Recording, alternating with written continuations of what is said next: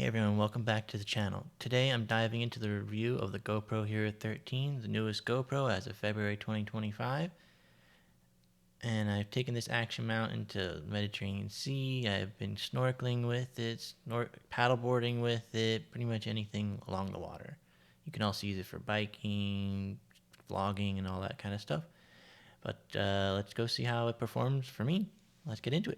A few things to go over with this GoPro Hero 13 is the difference in this one and the last model is the battery is just slightly bigger than the 12-10-9 for the GoPro, and then it also has these little heat dissipation fins that supposedly works a little bit better, which I have never had mine overheat, but who knows, maybe one day.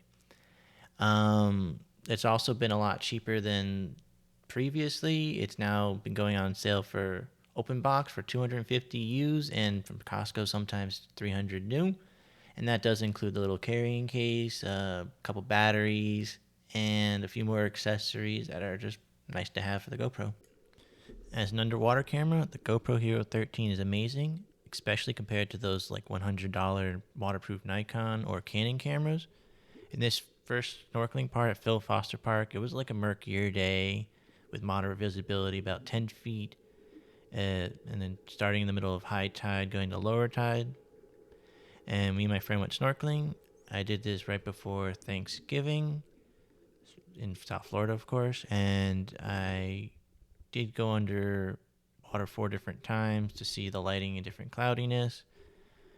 Um, the settings I have on from are from other YouTubers, and here's a cool little boat I saw when I was underwater.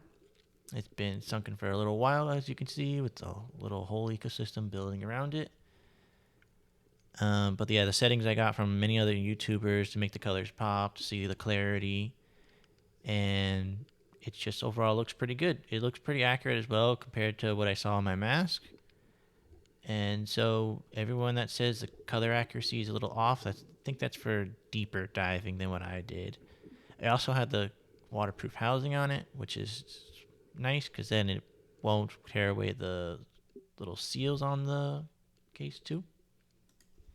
The GoPro worked really well with the underwater housing. You can even hear a little bit of audio. You can kind of hear it crystal clear when it's out of the water, which is kind of cool. But there you could see I saw a little puffer fish with the little donated Boy Scout reef they made, and that was pretty cool. Yeah, so the clarity is pretty clear, even though it's a murky day. Saw lots of fish over here. I enjoyed using it. There's some quick settings that I've had to get used to while I'm underwater if I want to take a photo or go above water and try to take like a different resolution or frame shutter speed. Look, there's me. I'm dying over here.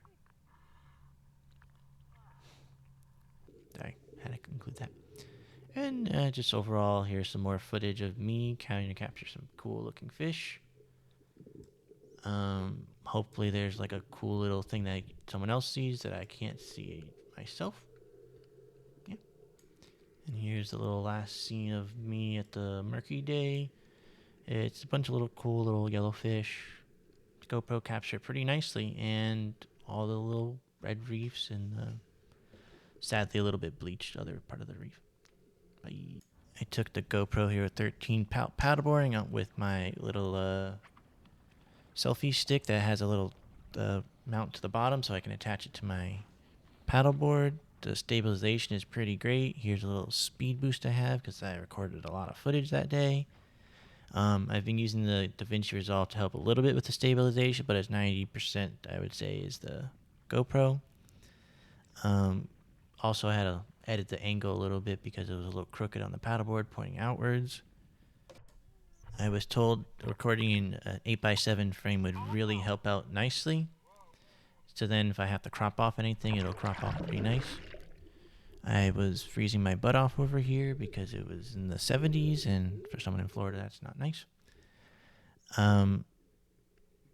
Yeah, but I didn't have the perfect mounting system for my paddleboard yet. I probably had to have some little angle tilt so I can record a little straighter on. But even with the board rocking over the waves, the footage for the GoPro on the paddleboard was pretty smooth.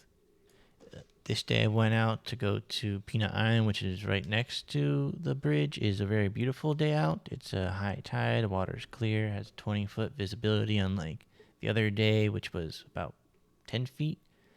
You can see all the fish nice and clear, the water's clean. That's the same fish that was in Finding Nemo, I'm pretty sure. But I still have the waterproof housing on just because it just really helps.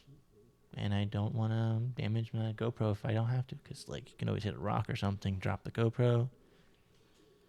But I had to use my second battery here on this day because I recorded on the paddleboard, which got about 70% of my battery life lost. But I was for about an hour nonstop recording on it, and it was a hot sunny day, so I'm assuming that had something to do with it too. So I had to use about 50% left of my other battery to finish recording all of this stuff, which was probably about another hour and a half worth of snorkeling. This was a separate day than that other recording too.